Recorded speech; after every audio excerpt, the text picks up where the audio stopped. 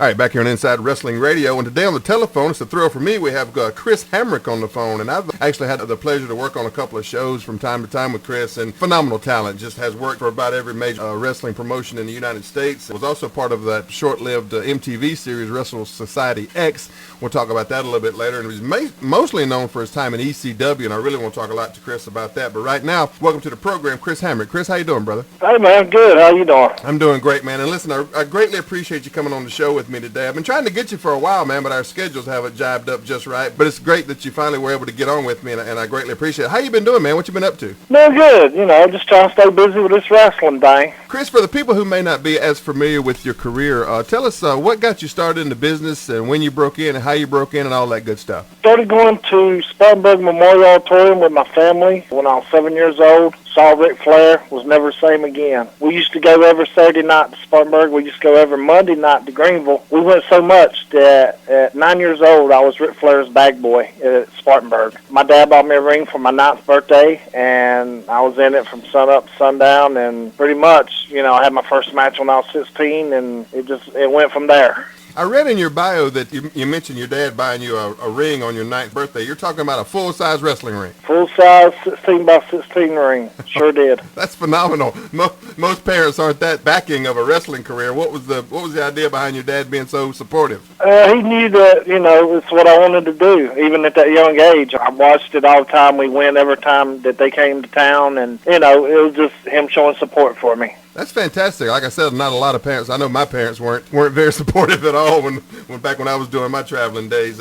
Chris, now I also read here that your first match was for a promotion ran by your father. Is that true? Yeah, him and Jay Eagle were running a show together in Mooresburg at the old school gym. It was so funny because I found out I was going to be a heel, and like I said, I idolized Flair. So sure. I'm like, I'm going to go out and I'm going to be the biggest, baddest heel I can be. I'm going to, run my mouth, make everybody mad. They had to push me through the curtain. I walked to the ring, never said a word, did my match, walked back from the ring, never said a word. I was scared to death. Had a little bit of that stage fright, huh? A lot of stage fright.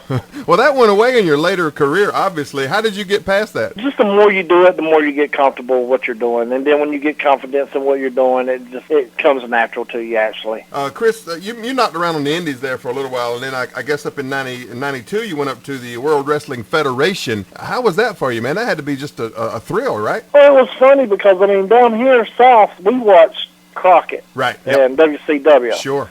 And this is no lie. I really didn't know a lot about the WWF. I didn't know. I knew who the guys were from like magazines or whatever, but I didn't watch. I was loyal to WCW down here. Right. Yeah. So like a bunch of the guys, that I had heard of, but I never actually saw work or whatever. And then the cool thing about it is everybody that I work, come up and says, okay, if I call something that you're not comfortable with or something that you don't feel like that you can do, then we'll change it because we're not here to hurt anybody. Yeah. And I thought that was cool. Because I did one job for WCW, 91 maybe. They had the attitude of, well, you're a jobber. If you get hurt, there'll be another jobber to take your place. Wow. And, that's just not right because if I'm giving my body to you, especially on TV, to make you look better, better than what you really are, then, you should at least have respect for the guy doing it. I'd never heard that before, that WCW had that kind of attitude. That's very interesting, and you feel like WWF took a little bit better care of you. Oh, yeah. Like I said, everybody that I worked said, if you're uncomfortable, we'll change it. I'm not to brag, but I could do anything that they wanted me to do. Who were some of the people you got into the ring with there in your Federation days? The very first match was Tatanka. If you'll watch, I do the bump through the rope, and they actually showed it again in slow motion, and that's before they started double feature. Vince McMahon told me himself, he's like, we've never done that before. And then like 2 months later, you got double feature. And then I worked the 1, 2, 3 Kid, I worked Jarrett, I worked Owen Hart, Razor, and Owen Hart requested to work me, which made me feel real good. With Razor, Scott Hall, of course, requesting you, in my opinion, one of the greatest workers ever to put on a pair of boots, man, and that just really had to be a real big ego boost for him to request to work with you. That was okay, but the bigger thrill for me was when Owen requested me. Owen? Yeah, absolutely. There's no comparison to Owen. Let's go back to Scott Hall a little bit, though. You not a high opinion? Good gimmick. I don't think he's a great worker. The thing was Jerry Briscoe was our agent, and he goes up, he introduces us to each other, and Scott's like, man, you ain't got to tell me nothing about this kid. I've been dying to work this guy. Yeah. And so, like, he's calling the match with me or whatever. He's like, he told Jerry, he's like, man, he said, I want to give this kid some spots, but the way I figure it's my time, not his. Oh, okay. I went, Gotcha. all right, well, thank you, ass. But, I didn't see him till he came, till he was Razor Ramon. Yeah. So I don't know if he was a worker before WWF or what, because, you can be a great worker, but then when you go to WWF, you learn WWF style. Like the Honky Tonk Man, I saw, matches of him in Memphis, and what a great worker he was. But you would never know that by watching Honky Tonk Man, but he did what he had to do to survive. That's a good point. It really is. Now, Chris, you teamed up with Tommy Wildfire Rich for a while. How'd that go? Oh, that was fun. I love Tommy. Yeah, the first time I ever met him was doing an indie show in West Virginia. He's trying to put himself over to promoter. He goes, yeah, I was over, wasn't I? I said, I don't know. When you came on TV, I'd go to the bathroom or something. And I was like, well, that York Foundation, that was a great job. Yeah. But yeah, Tommy was good back in the day. Tell me a little bit about Smokey. How I got my job with Smokey is I wrestled the 1, 2, 3 Kid on WWF, and I did the bump through the ropes, and Cornette stopped me. He's like, where do you live? And I told him, he's like, well, man, that's close enough where you could come to my TV. Yeah. He said, I want you to do that bump for me on my TV. And so I gave him my number, and he called me, and I started going. And I don't know this for a fact, but I'd like to think that if I would actually stayed, that Jim might have done something with me. But, I was hung up over some girl, and, the hell with wrestling. Sure, yeah, it happens to the best of us, bro. No doubt about that. Don't happen to Thomas.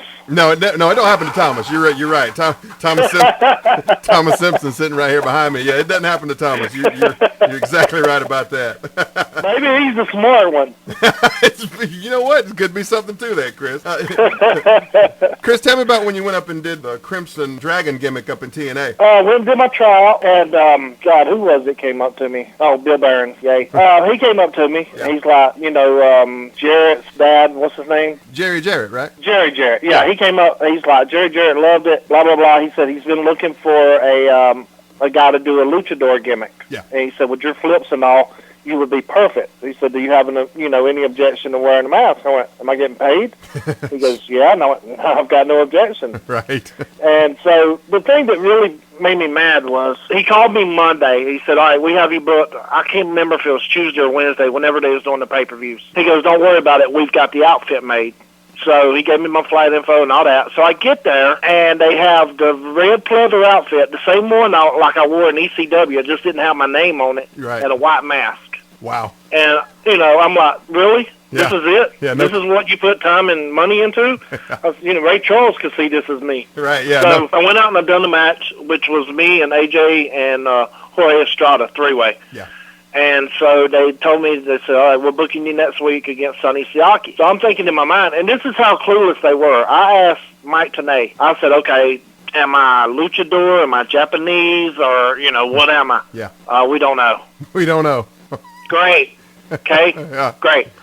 So the next week, I'd called Michael at High Spot. So I'm like, give me a lucha outfit. Just give me something cool. I just don't want to be wearing this generic crap if I'm going to be doing a gimmick. Sure.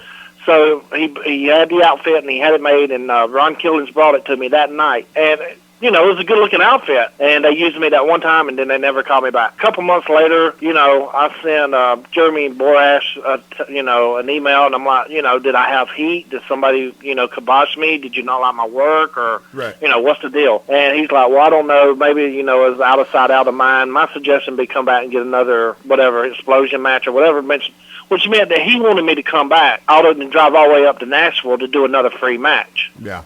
And so I sent him an email back, and I went, my suggestion to you is buy a DVD. Right, yeah. You can see my work easier that way, sure. Gotcha. So, they didn't know who I was. Right, yeah. Chris, let me hold you up right there, brother. We're up on a break. But when we get back from the break, I want to talk to you a little bit about Wrestle Society X and what you have going on currently. And we'll talk about all that stuff when we get back right here from the break with more Chris Hamrick coming up next on Inside Wrestling Radio.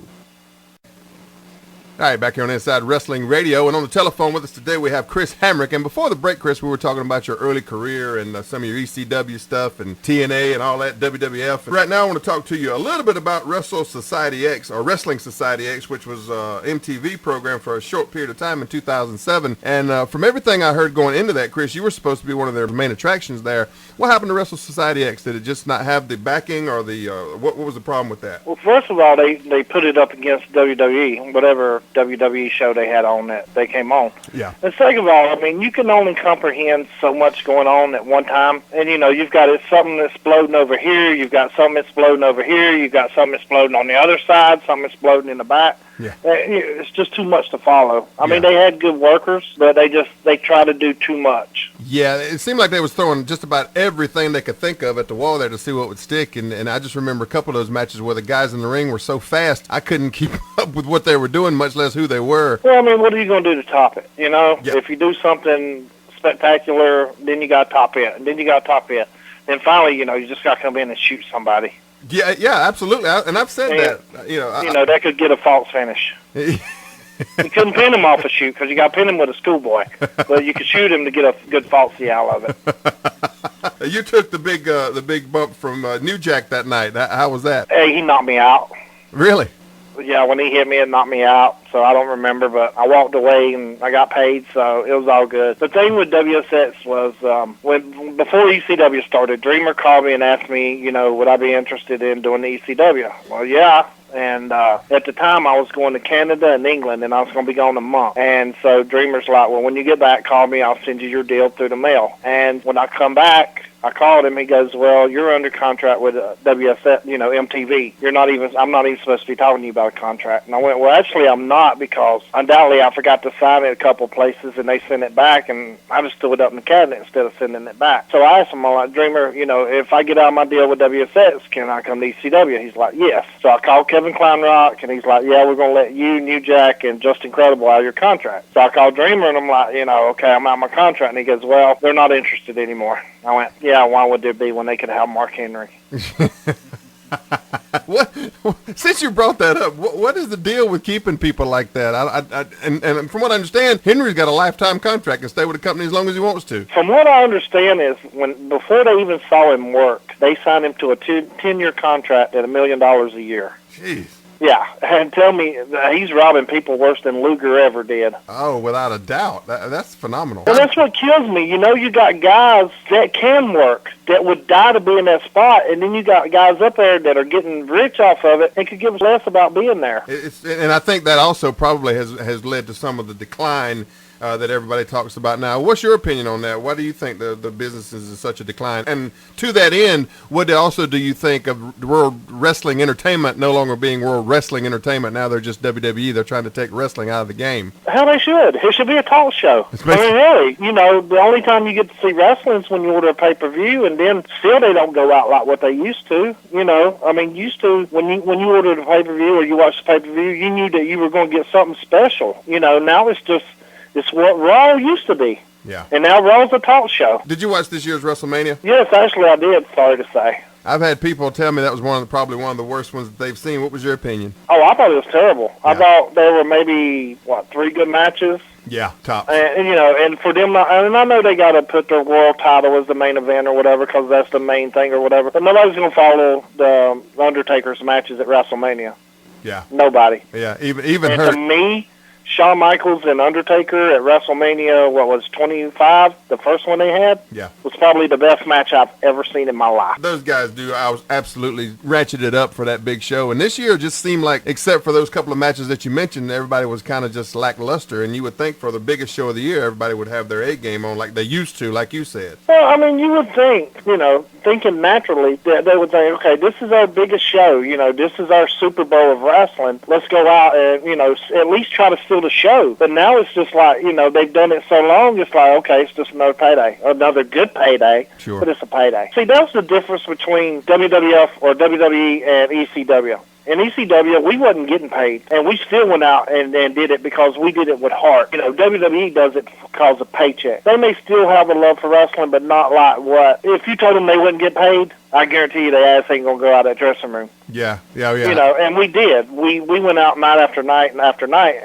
and we gave the people all we had, even though we knew that we wasn't getting paid. Yeah. So, I mean, that's the difference. It's a huge difference. And the business has changed dramatically since the real original ECW kind of went away there, and things have really just kind of, in my opinion, really went on a big downturn. And wrestling, like we talked about, is kind of, seems like it's on the way out as far as the way we know wrestling to be. Well, Vince ruined ECW.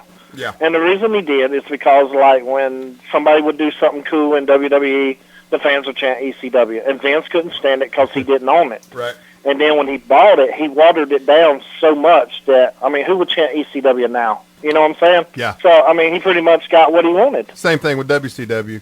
He couldn't stand that it was something out there that actually beat him for a little while, so he had to kill it. Yeah, yeah. And if Vince was smart, what he would have done is he would have kept all three companies going. That way he still gets all the money, you know, and then every 6 months or whatever, you know, do a pay-per-view where you got all three companies, you know. God, I mean, just to kill two companies like that? Yeah, it's inexcusable, especially WCW, which, like you mentioned in the first part of the interview, you know, we're from the South. We grew up on WCW in the NWA, and I just never understood what the idea was of killing that company, because it could still be a standalone entity, of course, under the Vince umbrella, but it could still be WCW, and it wouldn't have to have any interaction with WWE, and I just never understood what the idea was behind killing it, other than the fact that he didn't make it. He destroyed it, destroyed all of his competition. Absolutely. And then that's what ruined wrestling. Because Vince can put on whatever he wants to put on now. What are you going to do, not watch it? If you're a wrestling fan, you're going to watch it.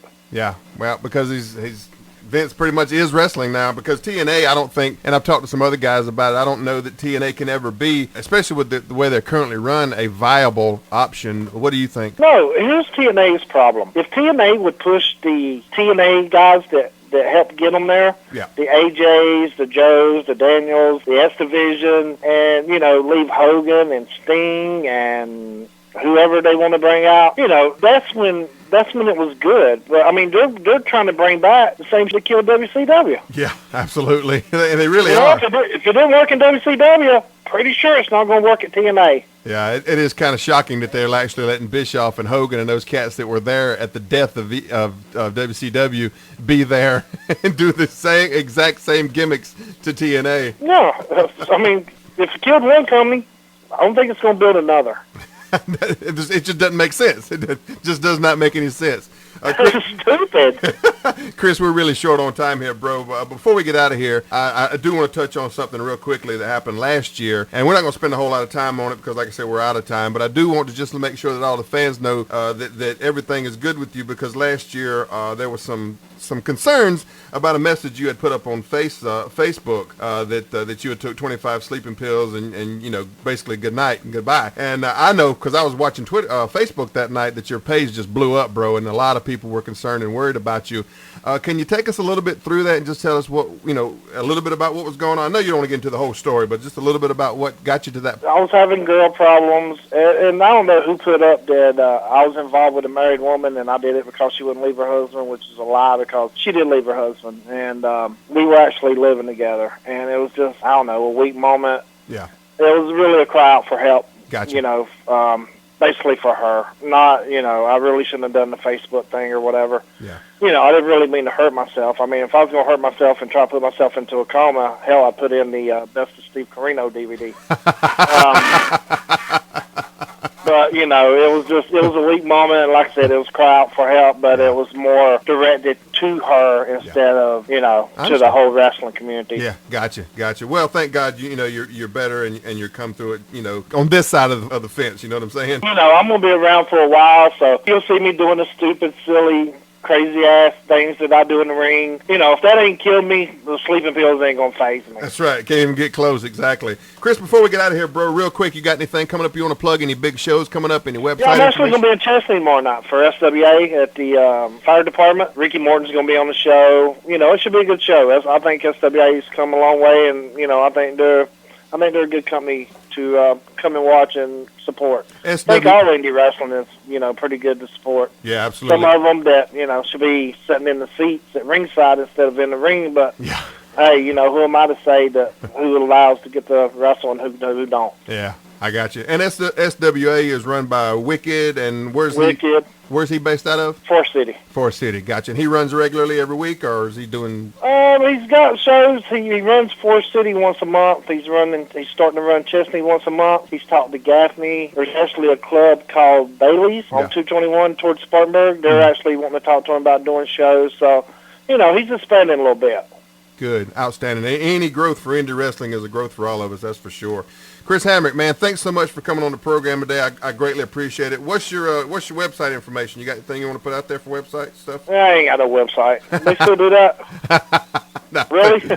It's on the way out, right? This internet thing. Yeah, you know, it's out there with MySpace.